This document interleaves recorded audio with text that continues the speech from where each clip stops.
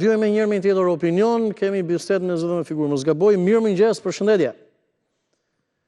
Mirë mëngjes, Andi, përshëndetje. Jo përshëndetje, dëgjoj me kënaqësi, uroj një ditë mbar, më thuaj, mendimi juaj. Faleminderit, unë mirë po dëgjoj. Faleminderit. Po ju flas nga Italia. Nga Italia, kënaqësi. Për momentin ndodhem në Itali. Shumë mirë, tek ta.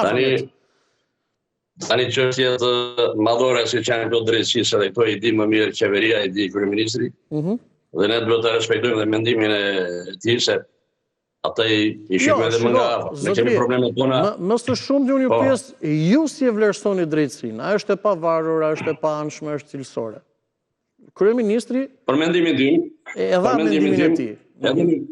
Edhe nuk duhet të jetë e pavarur drejtësia, sepse jo të gjithë kanë atë, si thoshim në atë koneve, që atë ndërgjegjen që duhet të... Po edhe duhet të ketë një institucion kontrollues që të shikojë se si veprojnë dhe ata dhe të mbajnë përgjegjësi dhe të diktojnë dhe ata për çështjen e punëve që bëjnë ose detyrave. Mirë, më thuaj për çfarë doni të flisni atëherë, se e kuptoj që merakun e keni diku tjetër. Edhe unë të kuptova, shumë mirë që më kuptove edhe. Tani, meraku është ashtu si gjithë pensionistat shqiptar, edhe unë pensionist jam. E dija që këtu ishte. Po, më thuaj, edhe? Tani, kjo është thëmre akili për momenti për këtë kohën e kredime. Pa tjetër, më thuaj. Tani, u interesova pak edhe për çështjen e pensionit. Ndashtë për bashkëshorten time, po edhe për veten time. Unë kam punuar 48 vjet dhe në një periudhë që gjatë kësaj periudhe, 48 vjeçare, unë kam punuar edhe kam ndërë edhe 2 kontribute. Edhe 2 kontribute. Dhe shikojmë aty që qeveria ka vënë një tavan. 20.000 lekë të reja. 20.000 lekë të reja, po. Kam komunikuar edhe me zonjën Teuta, një nga ekspertet nga më të mirat që unë e respektoj për mendimin tim. Dhe më thotë që se bëj pyetje, mirë, unë e fitoj këtë 18 tash në fakt drejtën për momentin. Po të lutem t'ju pyes unë dy gjëra shumë të vogla. E përfitoni sepse merrni më pak se 20.000 lekë? Sa merrni momentalisht? Se nuk është se... Me këtë unë arritë 40-ja. Me këtë arritë 40-ja. I bëra pyetje, a do indeksojmë mbi 20.000 lekë? Jo, do indeksosh mbi... Jam 28 vjet kontribute. Dhe në një periudhë relativisht shumë të gjatë që kanë ndërë dhe 2 kontribute. Indeksimi është mbi bazë. Të mos indeksojmë këtë...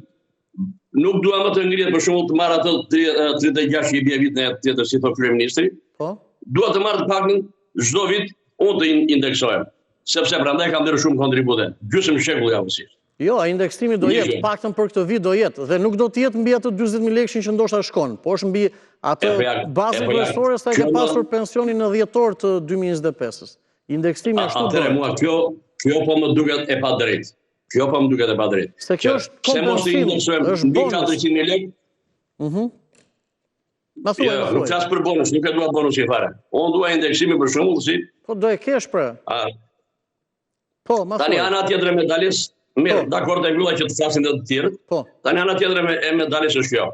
Bashkëshortja ime ka mbyllur 38 e 6 muaj dhe ka dalë në 2023 në pension. Atëherë, me që ka patur një në kujdesari se ka vllain të semur paralizuar dhe me që ka qenë kujdesare e vllajt, na thanë dia ato sigurimeve shoqërore që nuk e përfiton dhe nuk përfiton se ajo merr aktualisht mbi 250. Për momentin. Pse do futet te 220-ja në një kohë që kjo ka dhënë dhe e ka mbyllur gjithë aktivitetin e punës ose gjithë kërkesat që ka pension të plot. Ka të plota. Këtë do të thosh, ai do të jetë me 38 vite 6 muaj do të jetë pensioni plot. Apo jo e plot, po nuk merr as tek e pjesëme të marrë që të përfitojnë.